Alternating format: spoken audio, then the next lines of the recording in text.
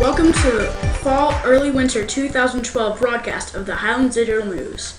I'm Ben. And I'm Christopher. Thanks for tuning in. The year at Highlands began with a logo contest in our local department, which brought out the artistic talent of many of our students. Our newest reporter, Talia, talked to Ms. Jalad and some of our winners. Hi, I'm here with Ms. Gilad to talk about the Highlands LOTE logo contest. Ms. Gilad. Buongiorno, Talia. What does LOTE stand for? LOTE stands for Languages Other Than English. Why did you have this contest? We decided as the language teachers that we wanted all of the students to participate in creating our team identity, so we thought that we'd have them make it. How did you decide the winners? Many people were involved in deciding the winners. We had Miss Medina, the assistant principal, come and help us, Mr. Winterstein, the art teacher, and several of the language teachers. It took us a long time to come up with the winner. What was the prize? The prize was each student was given a gift card and a couple of other little presents. Thank you. Hi, what's your name? My name is Jonathan. How do you feel about winning this contest? We felt proud when we won the contest. You combined your thinking for the contest. How do you feel about sharing your project with someone? It was fun. Like, we combined our projects, and I did the flag, and we both worked on the flags, and we did the tiger together. Hi, my name is Edward. How did you feel about winning this contest? We felt proud in our work once we had found out we won. You combined your thinking for the contest. How do you feel about sharing your project with someone? Well, we feel good about sharing it because we know they'll be seeing it around the school. So either way, they'll see it, and we were proud in it. The LOTE students did a really great job. In other academic news, Mr. McGuinn's students had an opportunity to show off their knowledge of cells and cell organelles in their science class. Let's take a look at their work. Hi, I'm Mr. McGuinn, the team leader on Team 6Y here at the Highlands, and I also run the inclusion program on Team 6Y.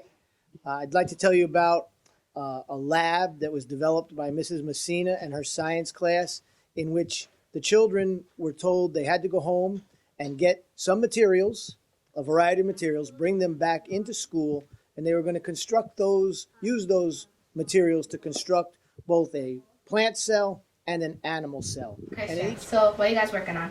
We're working on our cell project. There are two types of cells, an animal cell and a plant cell. The plant cell has a cell wall, chloroplast, and a bigger vacuole, and the animal cell does not have that. Is that right, Marco? Yes. Okay, guys, I know you learned about a rap song about cells. Can you sing it for me? Yes, we can! Cells, the main organelles. Try to pull it fast when the cytoplasm gels. Cells, the main organelles. Try to pull it fast when the cytoplasm gel. Looks like Mr. McGuinn's kids learned about cells. I hope you did too. And this is White Plains Digital News. Thank you for watching. 2012 was a special year for many reasons. It was an exciting political year around the country. Our own student organization made several key changes that began with the change in the Constitution. We caught up with Ms. Haberman and the members of the SO to talk about this. So the SO has had a successful year so far. We started with rewriting our Constitution. That took 2 meetings, and then we had a 6th grade dance, which went very well. The DJ brought a stage, and we had video cameras set up for the students to dance. Right now we're working on a food drive, and we're doing a fundraiser for Leukemia Society. And we have a lot of upcoming events coming up for the new year, including... How is this group organized? First, we come together and review what happened at the last meeting. Then we read our agenda. Then we break off into committees and for each different thing that we do and for the agenda.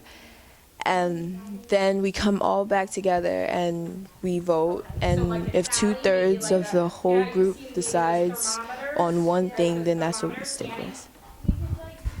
How is this different from the last year? Well, last year we had presidents and secretaries and treasurers, but this year we don't because it was more of a popularity contest. Sounds like you guys are very organized. This is Talia reporting from the Highlands Digital News. This election year brought us lively debates by the candidates, Republican Mitt Romney and our Democratic President, Barack Obama. The 8th grade social studies teachers got their students to think critically about the candidates and the issues with their campaign poster projects. Here's Talia with more on that. Hi, I'm here with Mr. Sanchez to talk about the presidential campaign project. Mr. Sanchez, can you explain what this project is about? Absolutely. So over about a month or so, students were doing research on the campaign and people that were running for president. And throughout their research, they were going to actually have to complete this project by making a campaign poster. So students, based on their research, were going to have to choose whether or not they were going to vote for Mitt Romney or President Obama. Students put forth a lot of effort into making this product. Was this something that all social studies teachers did? Yes, every social studies teacher did this. Many days were spent inside the computer lab doing research, and every student completed a campaign poster for their social studies teacher. Thank you. Hi, what's your name? Ethan. Ethan, what did you include in your campaign poster? I included information about the candidate that I chose in order to show how he would be a good president. What did you learn about each presidential candidate? Well, one thing I learned about Obama is that he's taking troops out from Iraq. And one thing I learned about Romney is that he wants people to have more options for education. Thank you. This is Talia reporting from Highlands Digital News. And now it's time for our question of the week. This year, the presidential candidates held lively debates that brought up issues all Americans are caring about. We want to know, while the adults are out there voting, which candidate were you voting for and why?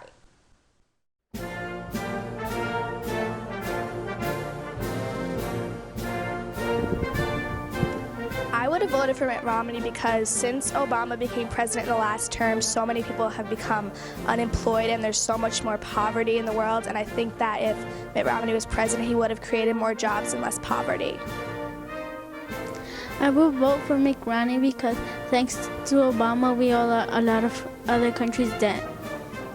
I will vote for Barack Obama because he keeps his promises and he helps a lot of people here can send Detroit homes in the United States. As everyone knows, we had a major weather event that almost disrupted this year's election. Superstorm Sandy became a storm for the record books in the Northeast. We have a special weather report with our weather girl Solana and our science correspondent Jeffrey. This is Solana with a special weather report. It's October 29th and we should be ready to go trick-or-treating, but the superstorm Sandy has arrived. It is very rainy and extremely windy. Trees are down and power is out in Westchester and other areas. In New York City, the storm surge has flooded homes in Staten Island and even Manhattan is flooded. The destruction is going to be massive. What's going on? Well, Solana, I'm glad you asked. What's going on may be due to global warming. Global warming is the increase of Earth's average surface temperature due to greenhouse gases such as carbon dioxide and from burning fossil fuels like gasoline and carbon. This traps heat in our atmosphere that would otherwise escape from Earth. Unfortunately, the increase in temperature causes devastating effects to Earth's weather. Filming this segment was really fun. But what happened is really serious. If you would like to help the victims of Superstorm Sandy, please contact the Community Service Club or the SO at Highlands. You can also call the Red Cross.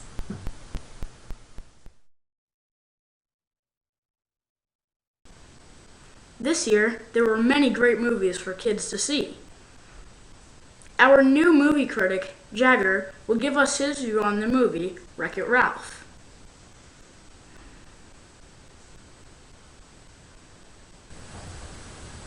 Thanks, Ben. Have you guys seen the movie Wreck-It Ralph? It is rated PG and it is the funniest movie for 3 weeks straight. The characters are Wreck-It Ralph, Fix-It Felix Jr., King Candy, Vanellope Von Sweets. In this movie, the problem is the girl Vanellope wants to race in the candy race, but she can't. Ralph comes to Candyland, and King Candy wants him gone. Sugar Rush and other arcade games come to life in this funny movie. I give Wreck-It Ralph a thumbs up. It is very entertaining, so if you haven't seen it, check it out. This is Jagger, your Highlands movie critic.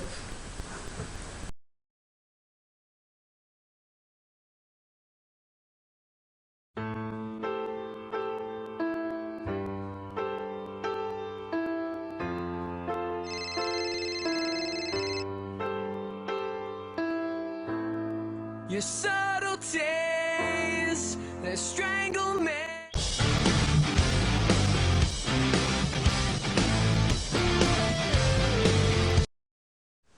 Bullying is so 2011. In New York, we are one step closer to ending bullying with a new law called Dignity for All Students Act. Tali sat down with Mr. Brown to explain what that means. Hi, I'm here with Mr. Brown, who will share some information about the new law against bullying. Mr. Brown, what is DAZA? DAZA stands for the Dignity for All Students Act, and it's a New York State law passed in September of 2010. Its intention is to provide a safe and secure environment at school for all students. How will this new law help prevent bullying in school? By raising the topic so that it is clear to everyone that this kind of behavior will not be tolerated. What should a student do if they feel they are being bullied in school? Well, the bottom line is to tell someone. Tell your parent, tell a teacher, tell the assistant principal, tell the principal. The situation will be looked into and it will be followed through. No bullying is acceptable in school. It sounds like we are working hard to stop bullying in schools. This is Talia for the Highlands from the Highlands Digital News. 2012 is a very special year to everyone. To the Chinese, it's the year of the water dragon. The Summer Olympic Games were held in London. It's a presidential election year, and we will never forget Superstorm Sandy. It's a special year for another reason, too. Our guest reporter, Sophia, will explain. Have you heard about the Mayan prophecy? Well, here's the scoop. The Maya were indigenous people from Mexico and Central America who've been around for thousands of years. They have one of the most accurate calendars based on the movement of the sun and stars. According to the Mayan calendar, the last day takes place on December 21st, 2012. Some people believe that this means the end of the world is here. They believe that some global devastation will take place and that all will be gone. Other people believe that the end of the Mayan calendar signals the end of one era and the beginning of a new one.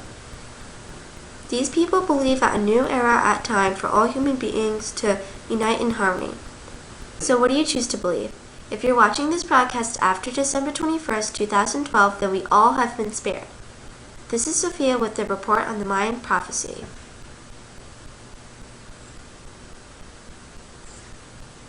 This holiday season, the music department at Highlands did a fantastic job preparing our students for their concerts. Charlie talked to Ms. Siegler about how the music pieces are selected.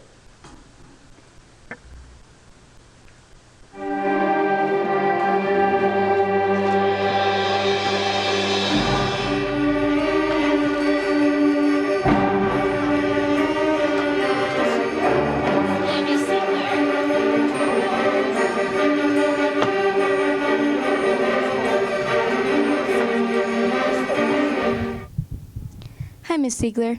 Can you tell us how the music department chooses the pieces for the holiday concerts? Yes, I can. We have two considerations when we choose music. One important consideration, of course, is that the students enjoy playing the music. The other consideration is that the music itself for the concerts contains the curriculum for the whole quarter. So we choose pieces that teach the skills that we want the students to learn during that time period. So, of course, 6th grade music is easier than 7th grade music, and it follows that 8th grade music is also more difficult than 7th grade music. Thanks for putting on an awesome show. This is Talia reporting from Highlands Digital News. Well, that's all for now. Catch on the next broadcast in the spring. I'm Christopher. And I'm Ben. Thanks for watching. Happy holidays. Bye.